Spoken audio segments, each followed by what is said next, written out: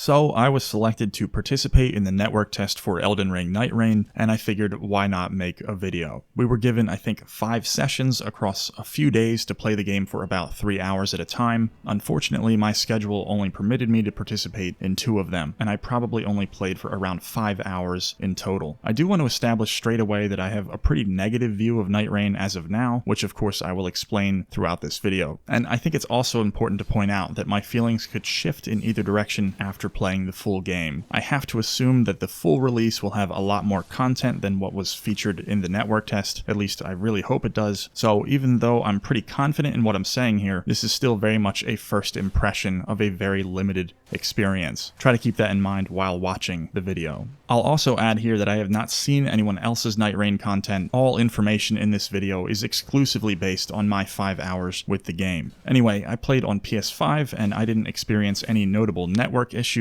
or problems with performance at all, so there's nothing to talk about there. I'm also not going to discuss the gameplay on a mechanical level, as it's virtually the same thing as the original Elden Ring, with just a couple of adjustments to facilitate the new structure of this game. As I'm sure you can tell, the audio-visual presentation of the game is also identical to that of Elden Ring. The map and probably the vast majority of the assets were taken directly from the original, and it even features Dark Souls bosses that have been repurposed for this new game as well. All things considered, Nightreign feels much more like a mod or an expansion rather than a new Elden Ring game. So what is Elden Ring Nightreign? Basically, it takes the massive original game and compresses it into this bite-sized action roguelike, I guess. The game is intended as a co-op experience and is entirely based on networked multiplayer sessions. So you begin at the round table hold, where you can queue up to play, then you'll spawn in and your team will either succeed or fail, and then you'll be sent back to round table hold, where you can queue up again. A run of this game is split into 3 days, as the game calls them. Very much like Fortnite, the intended gameplay area begins as a large map, and then over the course of maybe like 15 minutes, it gradually shrinks to the point that only a small circular arena remains where you will face a powerful boss. If your team survives this encounter, you will have completed day 1. This process is then repeated for day 2, which of course features a new end boss, and then day 3 simply consists of the final boss fight. So the entire game is pretty much contained within this single instance, which lasts maybe 30 to 45 minutes for a complete run, and then I guess you just repeat this exercise over and over again. That's the game. I think the intent was to create a more substantial and more fun way to enjoy Souls co-op with your friends, and it will definitely provide this to at least some extent, but I have serious reservations about how far this extent can actually go, which we will get to very soon. It seems like it will be possible to solo this thing as well, but it was clearly designed to be played with a 3-man team, and I doubt they spent any time trying to balance the game for smaller teams. I can't imagine it being very fun to play solo, but there will likely be a narrow section of the player base who's into that for whatever reason. You know, I'm sure there will be people doing solo SL1 runs of Nightreign simply for the clout. Anyway, so you spawn in, and then your team lands at a location that cannot be chosen or influenced by the players. Once you're on the ground, you take a look at the map, and then you pretty much want to just rush to areas where you can find important resources or boss fights so that you can build a strong character as quickly as possible to give you the greatest chance of surviving to see another day. That's the overarching gameplay loop. Defeated mini-bosses in the world will drop a selection of important items, such as new weapons, spells, abilities, or passive buffs, and they drop a fair amount of runes as well, which are critical here as you need to develop your character fast. So quickly locating bosses to fight is a priority. You really want to have at least some kind of a plan. It doesn't need to be a grand strategy or anything, you know, it's really not that deep, but once your team lands, you guys are on the clock, right? You really can't afford to waste time. So there always needs to be at least some kind of an objective. If your team simply meanders around the world with no sense of direction or urgency, you're not going to last long. Players can ping locations on the map so that everyone can stay on the same page and keep their focus on the mission, which is pretty much a required inclusion for a game like this, so well done FromSoft. When leveling your character, the stats are allocated automatically to prevent players from wasting time, which I guess is fine. It's a pretty sensible choice given the structure of this game. Whenever I came across loot, I was pretty much just grabbing the strongest equipment available, regardless of any potential impact on my preferred playstyle, right? You just want the highest level character you can build with the strongest weapon you can find within 15 15 minutes. Survival is the goal.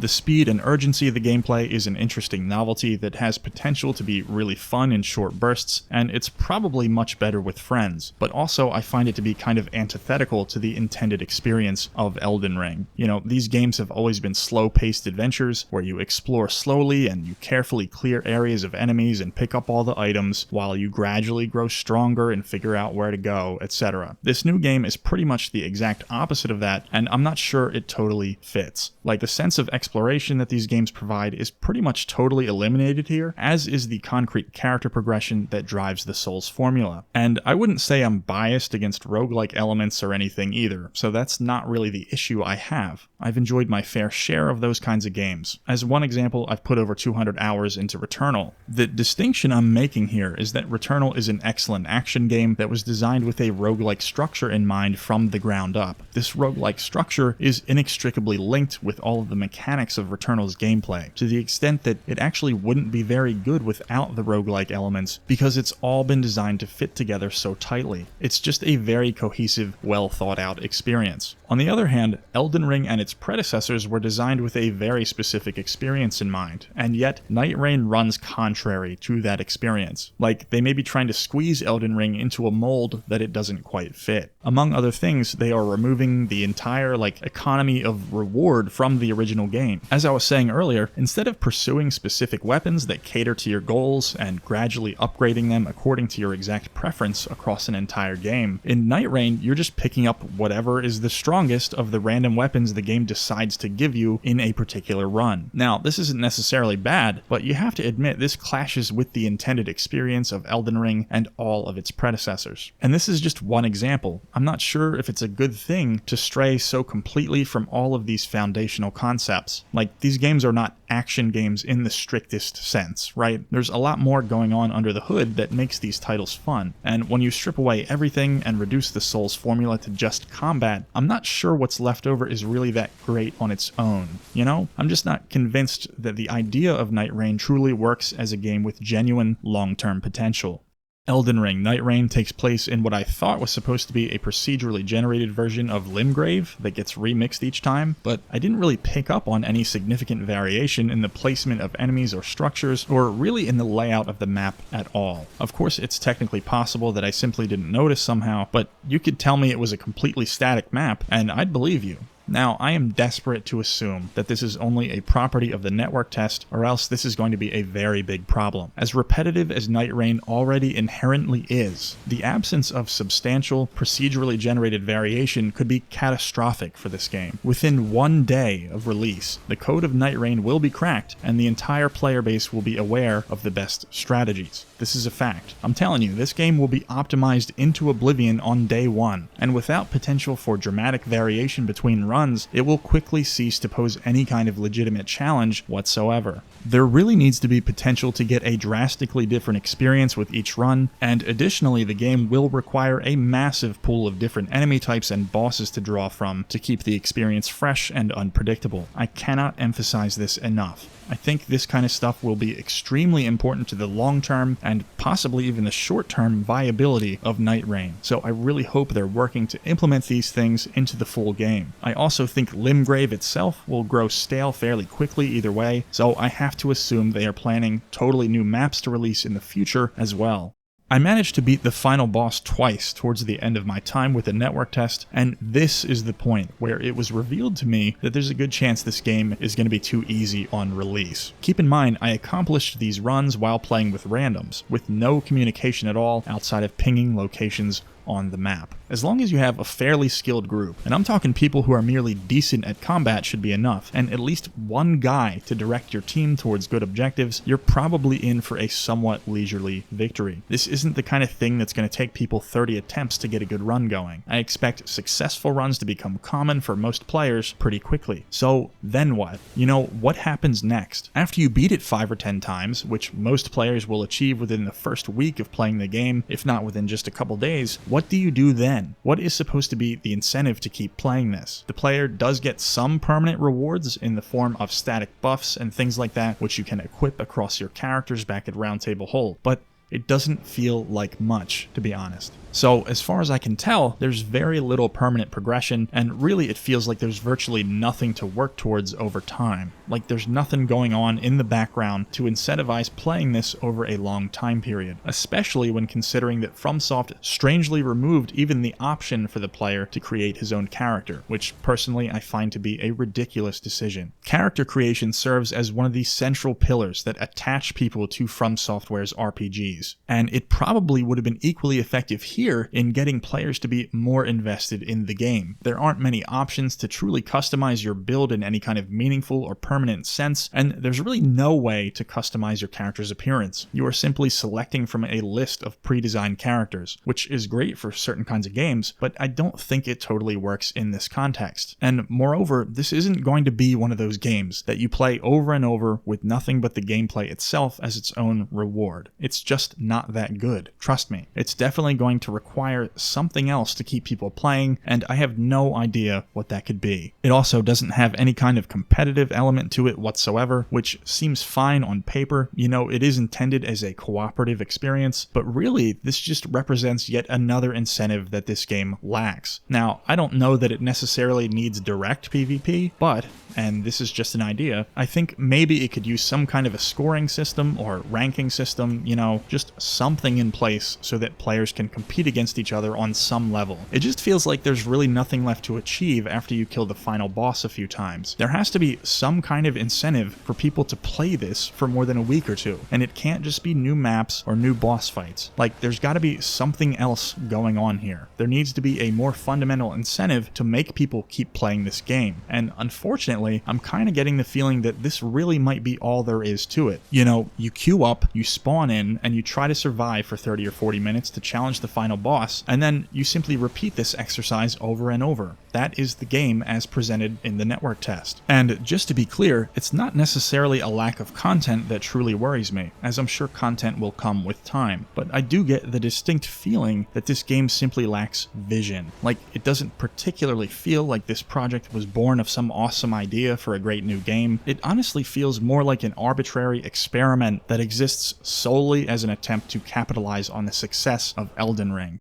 So, without factoring in everything I was just talking about, is Nightreign any fun to play? Before I answer that, I do have a sort of implicit bias against this game that I want to explain first, for the sake of transparency. And this is going to trigger some people. You know, please bear in mind that this is just an opinion. But I think Elden Ring is considerably overrated. I just don't really like it all that much. Yep, that's right. I'm one of those people. Now, I've been playing FromSoftware's games for almost 15 years, and I'll throw some credentials up on screen just to help illustrate that there's a lot of weight behind this opinion. Just to be clear, I'm not trying to claim that Elden Ring is a bad game. This is obviously not true. I think it is a high-quality product that has a lot of things going for it. But if we're being real here, Elden Ring is basically the normie version of Dark Souls, right? They took Dark Souls and dropped it into an unnecessarily massive, bloated Ubisoft map filled with repetitive content, which is something that tends to attract a more general audience than most of FromSoftware's games could ever hope for. In my opinion, this is the reason why Elden Ring is such an incredible success, and it's just not really for me. In most cases, I tend to despise quote-unquote open world games. Many people find it to be immersive. Personally, I tend to view it as a way for developers to artificially stretch the length of a game while simultaneously bypassing the necessity of doing actual level design. Bigger is not always better, and I think in most cases the opposite is true. Of course, what FromSoft is doing with Elden Ring is much better than any modern Ubisoft game, but fundamentally they are kind of doing the same thing in some respects. You know, now, instead of 15 or 20 fairly unique boss fights that are carefully implemented across the game according to a decisive, intentional structure, Elden Ring gives us hundreds of meaningless ones that are insanely repetitive as well as remarkably uneven in terms of quality and difficulty. Like, you'll absolutely steamroll 25 pointless bosses in a row, and then randomly the next one will be really hard. Like, they're basically doing nothing to control the pace or structure of what's happening, and this is just not at all what they did for any of their games prior to Elden Ring. So I really hope they don't continue in this direction with their future games. I also don't like the huge emphasis Elden Ring puts on abilities and magic and status effects. Like, this kind of stuff is almost a requirement now, where it never was before. And as a Souls PvP enthusiast, I must say I felt let down by the PvP as well. I could keep going, but it's really beyond the scope of this video. Again, I do not think Elden Ring is a bad game. It is good. I just found it disappointing as a longtime fan of FromSoft's prior work.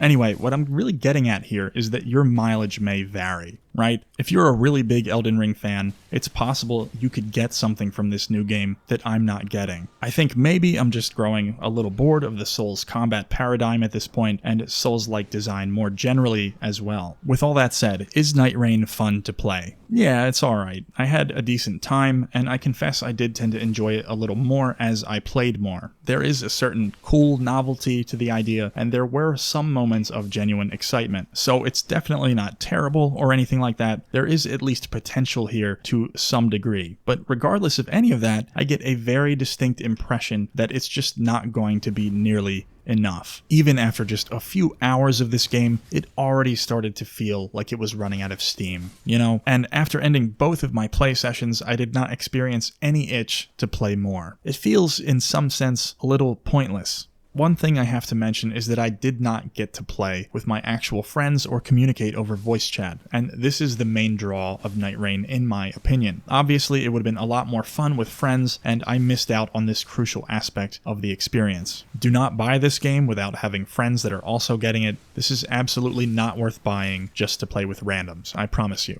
The social element will be everything. They're pricing it at $40, and I have a couple friends who are planning to get it, so despite all the shit I'm talking here, I am also considering buying the game. I expect it to be probably really fun for like a few hours, and then I'll most likely be completely bored of it in less than a week. Like I said, I don't think this is a terrible game or anything, but it is definitely not something I could see myself putting a lot of hours into, and I honestly expect it will be the same for many people. So let me be clear, I am not saying that you can't have fun with this game, I am not saying don't buy it, but I am saying to keep your expectations firmly in check. You know, there's probably a lot of people who think this is going to be the next big thing, and honestly, I just don't really see it.